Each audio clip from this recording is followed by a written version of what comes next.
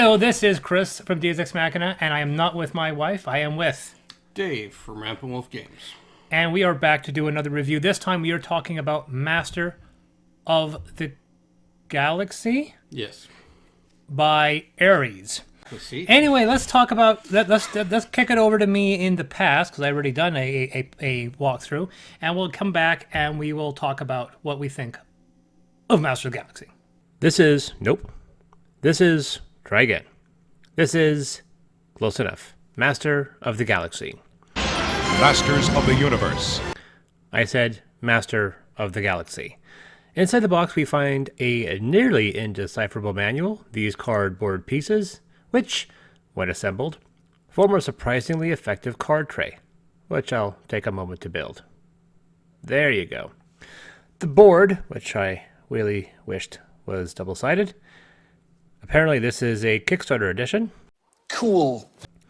There's also this lore book, which I'll probably read someday. Then we find this mini expansion involving spaceships, which I really hope is in the retail edition because it's basically mandatory. There's also this Supremacy Board with these symbols: cultural, economic, diplomatic. Look, I played this game like 3 times before looking up what these symbols meant, so you could just skip that part. Player raids, I'll take one of those. Finally, the cards. Commerce, Expansion, and Progress make up the development cards, placing them in their assigned spots in one of the trays. Told you they were effective. Then we have the Leader, Conflict, and Government forming the political cards. They have their own space as well. Those are species cards, set those aside. Based on player count, you may have to distribute black holes to narrow the map and force smaller games to conflict. Finally, we have these customized individual player bags. In each, we'll remove the Supremacy trackers, which we'll then place along the start line of the Supremacy board. There are also 9 bases, 3 of each type, and no, there's no mechanical difference between them. Place one on your starting star. And as stated 181 words prior, set the spaceships aside. Draw 2 species, and pick one. Finally, we come to the cubes: red, white, black, and blue. Oh, and yellow. Forgot yellow. Place 5 of each in your bag. Into the correct bag and not someone else's. Take 2. Place 5 of each in your bag. Our round begins with the player removing 3 cubes from his or her bag. These 3 cubes can be placed on any spot with a matching color. As you might have noticed, initial options are somewhat limited. In this example, I pulled 3, 2 blue and 1 white. You can use cubes to establish a route, matching a color to either the origin planet or the destination planet, though once the first color is placed, the rest have to match. You could also place them on your species card. The vertical row allows you to build a base. The second row allows you to, eventually, claim a development card. Once a row is filled, claim one of the cards and return the cubes. The bottom row increases your supremacy sliders. Alternately, you can place a cube on a planet, giving you 2 cubes of the same color to place back in your bag. If the color matches the planet, though, you'd gain 3, which is just what you do. In this case, thankfully, my development row requires both blue and white, so I'll place all 3 on that row. Pretty fast turn. On my second turn, I draw another 3 cubes.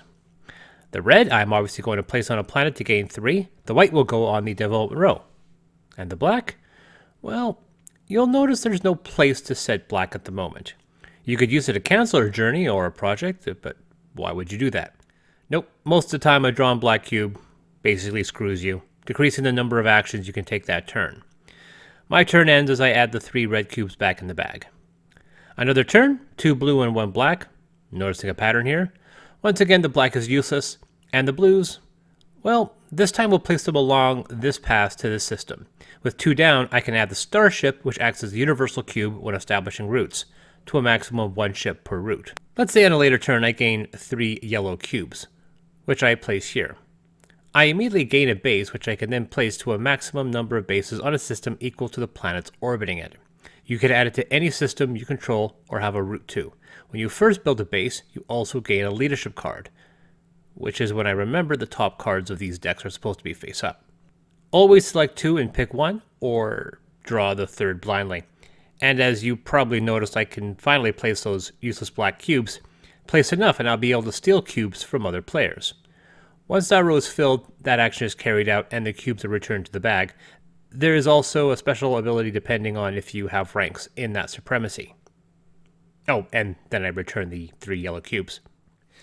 Now that I settled that planet, assuming I don't want to place any bases on that spot later, I can use a black cube to cancel my route, returning both the spaceship and my cubes, the latter which returns to the bag. It's an odd rule, I know. When you place your second base in a system, you gain a conflict card. These can be placed between you and rival players or between you and a neutral unclaimed system.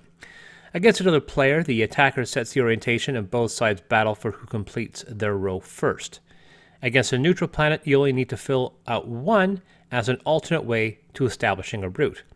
By the way, these black dots indicate the cube is returned to the supply and not your bag. You lose these cubes. If you set a third base, you gain a government card, which offers even more projects, including potentially an additional species card and other special abilities. As the game progresses, you'll acquire numerous cards, probably more than you'll need. Thankfully, they can be traded for cubes. 1 for 1, 2 cards for 3 cubes, or 3 cards for 5. As you complete actions, you will advance your supremacy. Like when you colonize certain planets, and you forget to move the camera. If only one of these planets is colonized, you can increase this symbol. And since I have, I will. If I colonize both these worlds, I would gain this symbol, though I would lose the previous one. As mentioned, if you do fill up these leadership cards, you can steal cubes from other players, either off a route or even from a development. You can never steal black cubes, and there is no way to reduce their number from your bag. Despite this being a 4x game, there is in actuality only 3 ways to win. Deploy all your bases, advance one of your supremacy sliders to their maximum, or take over another player's starting system.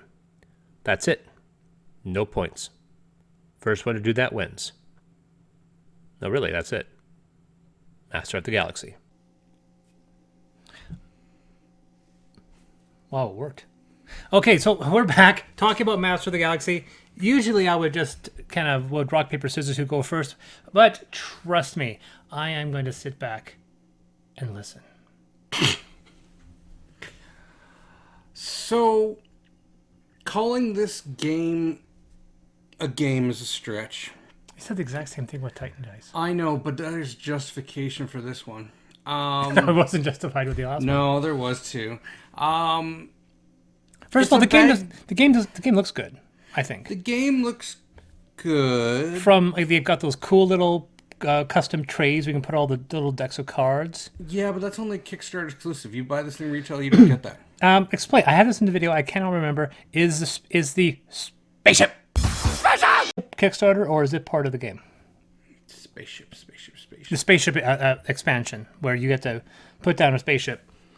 Oh, yeah, it must be a Kickstarter expansion. I never ended up playing with it. Yeah. But you know, it's a game that says it's 4X, and it's not. 4X is explore, expand, exploit, exterminate. Oh my god, he got it in one. I always miss that one. There is expand. There's no explore. There is no explore. There is no explore. I will definitely say that there is a representation of exploit. There is a representation of exterminate, and definitely expand. There is no explore. No, it's a 3X game. Perfectly encapsulated by the fact that there are 3 win conditions. There are not 4. Yes. So that tells you right there, it's a 3X game. It is not a 4X game. There is no exploration in this game. Yeah. So right there, the game lies to you. Bold-faced lie, right in the box. One of the biggest problems with this game is the bag building mechanic. It's so random that it makes you wonder how they came up with this as a mechanic for a game. There are a couple of noteworthy bag building games out in the market. Altiplano is one. But the problem with this game is you could slap any theme on this game and it would be the exact same game. You could put, like, merchants in Venice building roads or Rome or whatever you want, and it would be the exact same game. There's nothing in this game that makes it feel sci-fi. It lacks theme. It lacks fun. It lacks proper mechanics to the point where I know one reviewer said, it's awesome when you get down to near the end and everybody just needs that last cube Not citing any names, of course. No. Needs the last cube to win, and you just keep going around the table till somebody gets that last cube. That's Isn't that the worst part of Roll for It? there's no strategy behind who pulls out the cube first. That's mere chance. And there's no way to mitigate it, really. There's no way to take something that you get out of your bag and change it. So there's no way to alter. There are some cards down the road, like when you get into some of the development cards, there are some cards that do allow you to adjust. Very minor adjustments. Mm-hmm. If you pull out cubes of the same color, you can pick up another cube of your choice from the supply. There are a couple cards in development that allow you to do that. Yeah, but in order to get to those are like end game cards. So by the Well, time... it depends on how quickly you can get a development card, and if you get that specific development card. Mm-hmm. But I mean, the black cubes. Straight vanilla as this game is, without any modifications, any homebrews, the black cubes are painful. This game just feels like it was a hodgepodge thrown together. Like I said, it doesn't feel like it has a cohesive theme or mechanics. It just feels like someone was like, I have a great game, but I don't know, have a theme for it. And Ares was like, hey, cool, we can slap a space theme on that. Okay. So, yeah, you're building your routes to other planets. It's just cubes. I don't feel like I'm a powerful race. I just feel like I'm a guy pulling cubes at a table. That's my problem with this game. It just doesn't pull me in. But what do you think? I already know you love it.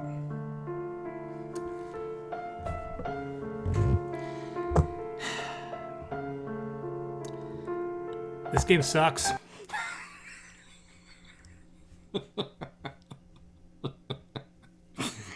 That's it? No. Oh, no. I, of course, being Mr. Over-Analytical, started thinking very specifically about why this game sucked. Because playing the first time, I got, okay, I get you. It's a die-placing game without the dice. And at which point I wished, man, I would have loved a dice-placing 4X game. One like Alien Frontiers, where every time you roll the dice, there is you never have a bad die. It's always progressing you in different ways, and you get to adjust your resources accordingly. Yeah. This one, you pull out 3 random cubes, and you place those cubes wherever you like. Now, if you're good at what you do, there's certain strategies like right off the bat. Mm-hmm. Right? For example, if you're on a colored roll to start off with, and there's another color at your one of your 3 destinations have 3 different colors, which means there's a very decent possibility you can almost certainly pull out a cube that can be placed towards your journey. That's not the prime. That's not the prime strategy. Mm-hmm. Your prime strategy is to pull out a color based on your destination, so you can get a lot more of those cubes into your bag. If you put a cube on a world, you get 2. If it matches the color, you get 3. Getting 3 is a big deal. If you're on a white planet, you pull out 2 white cubes. You put those 2 white cubes on your planets, you get 6 back. And when you have that, you move towards your next destination.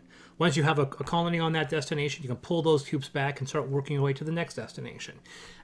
There are some neat ideas right off the bat that I didn't really have an issue with. There are some weird things, like the fact that the moment you would put a colony on a space station on a system, that you can cancel those cubes and put them right back, which is a very weird mechanic, because you could basically create a line and then pull them out back, create another line, and maybe leave them out there, right? And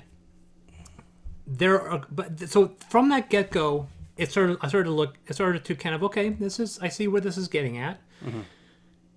It's kind of, similar to a deck builder. Although unlike deck builders, usually you pull out cubes. Then when you're done, those cubes go back. Rather than here, you pull out cubes. They only stay out if you have a location for them. Otherwise, they go back.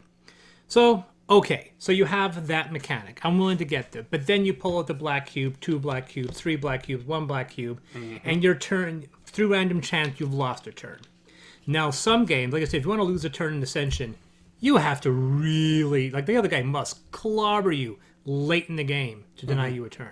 You can be denied a turn in Master of a Galaxy first round without doing anything, purely on the random chance. And repeatedly over. Yes, like I said, I pulled out 2 cubes on my second turn. I pulled out 2 cubes on my fourth turn, and you get really discouraged because it becomes a situation. Now, what's funny is that I still won that game because then I started pulling out preferential cubes. I started pulling out light cubes to put on my planet to create a solar system and so forth. Right? You also are lucked out depending on if you have a location. There are a couple races that have locations for black cubes. Yes. So if you do, you almost don't want to activate them. You want to throw those cubes down there and leave them there so they don't mess up your draw. But then eventually you get a colony. And the moment you put down your first space station outside of your first station, you get your first alliance card, what the leadership card is called. Yeah. And 90% of these, the vast majority of these ones, have a cube stealing ability. In a 2-player game, that is beyond destructive. Oh yeah. The moment I got a leadership cube, I was able to finally place my black cubes when I pulled them. And so I stole, I kid you not, 6 cubes out of my opposing player, which was my fiance. Love you. And still pulling 6 cubes out, even though I had pulled out black cubes earlier and got massively pulled back, and she was able to get ahead of me, stealing 6 of her cubes from her developments, from her journeys, killed her. Oh yeah. She was not able to recover. No. At no point. So that is murderous. And the fact that it's the first card you would normally gain, because the chances of you getting to another world, you're either going to get one of your development cards by completing that row, or you're going to get to another planet. One of those two things, which means you're going to get a leadership card pretty quickly. And some of them are really easy, like 2 black cubes and a blue. Boom, you steal a cube, which is nuts. Some of them are like, they're still coming on balance, because one of them is like 3 black cubes and 2 white cubes. So you have to have 5 cubes, but it almost 3. There's no distinction. There's nothing like, oh yeah, this one you're still a clear, and this one you're stealing a red. It doesn't matter. Those things are still equally represented on the board. Why is the white cube somehow easier to steal? You're still killing the other person. So there's that, which I thought was very weird. And once again, to reiterate, there are 3 win states. Explorer is not one of them. And I said in my gameplay, it would have been really nice if this board was double-sided or modular in some way. I understand why they didn't, because you could create a situation where now your planets are so random, now nothing you pull out is going to matter. But that still would have been something that would have given you some variety. As it is, we played this game a couple of times, and every single time we played it, I used the exact same strategy and won every single time. So it came to a point where the moment you get out cubes that are like your system, you throw them down, you build up your cubes, you put a lot of cubes so you can throw them out very, very quickly. And so you win by either getting one of those sliders up to maximum 5, putting out all your colonies, right, or destroying another player. And you have more I've played a few 4X games. I don't own a lot. This is one of the few that I own. You've played and owned more 4X games. Let's assume that this is a 4X game. Have you ever seen a 4X game that didn't use points? I am trying to think of a 4X game that had a win condition that didn't revolve around points. Because that, more so than the cubes, which I'll get into, feels like a huge fundamental flaw. Yes. Win condition or end game condition? No. There are tons of games that have end game conditions. But that end game condition is predicated on eventually winning the game by points. Scythe, the Scythe is 6 stars. If someone puts down their last star, that's the end game condition. Yes. At the end game, not the win game, is points. Whoever ends the game may not win the game. Correct. Here, whoever ends the game wins the game. Yeah. And I've never been in a situation where I felt like that was it's like there's a missing mechanic here. There's 2 fundamental flaws in this game. One involves the fact that you're pulling out 3 random cubes and you have no way of mitigating them. And there's no way to mitigate them until you start getting into some later cards. So you have to suffer the first half of the game in order to get minor mitigation. And it should be noted, throughout the numerous games, I never got a card that allowed me to properly mitigate my cubes. It was always random until the end. Okay, so that's one flaw. The second flaw is the fact that these sliders are going up 1s and 2s and 1s and 2s, and eventually you'll just figure out either one of 2 things. You'll get your colonies out, or you'll get one of these sliders to maximum. And I'll tell you, after numerous games, getting all your colonies out, way easier. It is way easier to do that than to try to get one of these sliders up to maximum. Yep. And even if you have a slider that's at 4, 3, 2, and 1, and the other guy has somehow managed to get all 5 and 1, doesn't matter, he wins. It's so disjointed because it feels like doing little victories doesn't matter. You have to push for the singular big victory. Nothing else matters. And the lack of a point system feels like a bizarre exclusion. So yeah, I'm looking at it going, okay, neat little planetary colonies, pulling out the cubes. And the part that gets me so angry is that I can look at it. I can look at these rules. And I can see, like, we've played games where I'm like, that's a bad game. There's nothing I can do to fix it. It's not a game. It's either a game that I think is fundamentally broken, or it's a game that I just don't resonate with. Right? Games that have a lot of take that. Games that have to deal with a lot of social deduction. I'm not good with that. I can get anxiety attacks. They're not my kind of games. That's fine. What annoys me about games like this, which is the exact same problem I had with Lost Legends, is that you can clearly see where the mistake is made. Where you can look at it and go, well, just do it this way. In Lost Legends, the creator of the game flat out admitted that his original design, he had things different. And it was the parent company that forced him to change it. And when you play it by his original rules, the game is suddenly fun. And you get angry going, why didn't you stick to your guns? And I look at here, and there's no commentary about if there was a collision of ideologies.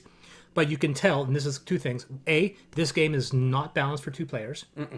Because you have a lot more room to explore, so you're not conflicting. I don't know why I am stealing cubes from another player on the opposite side of the board that I haven't encountered yet. Yeah. Right?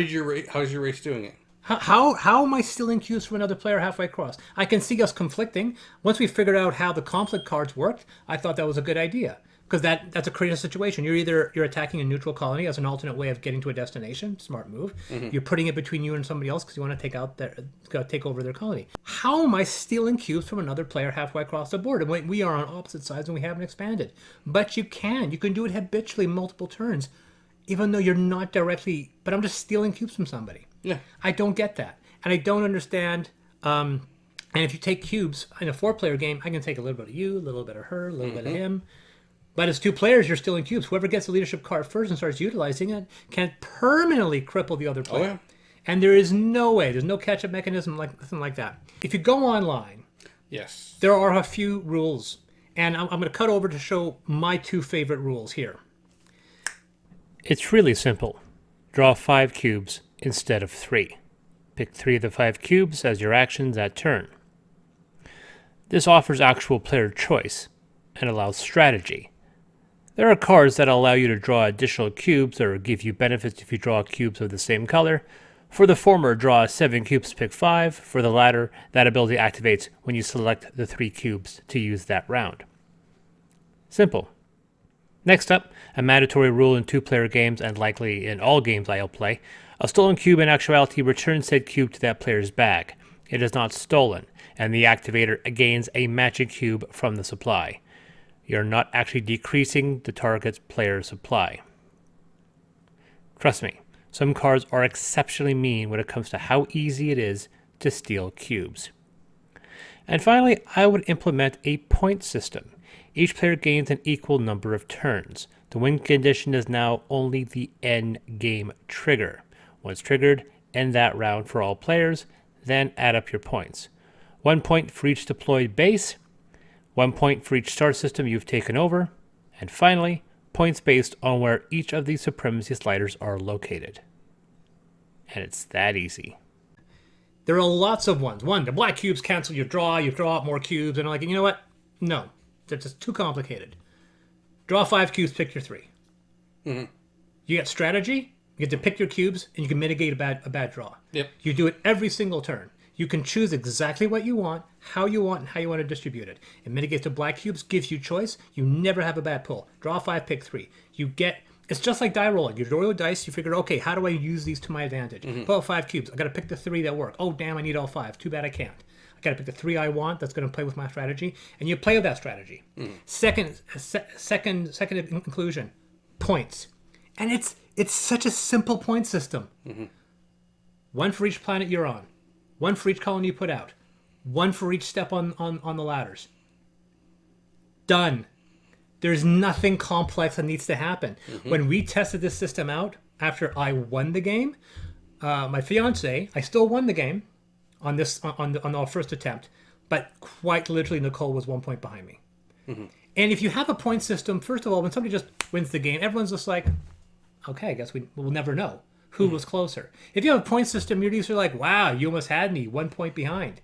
You have some emboldenment. But when it's just like, winner, at least in a racing game, you know who comes second, third. Yeah. You can't really tell.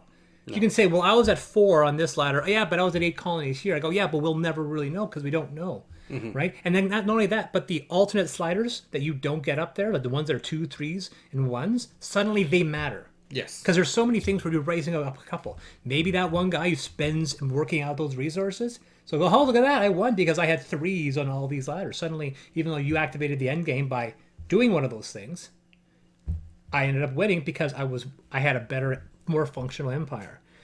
It's a simple solution, and that's what gets me so angry. I have a third flaw. What's that?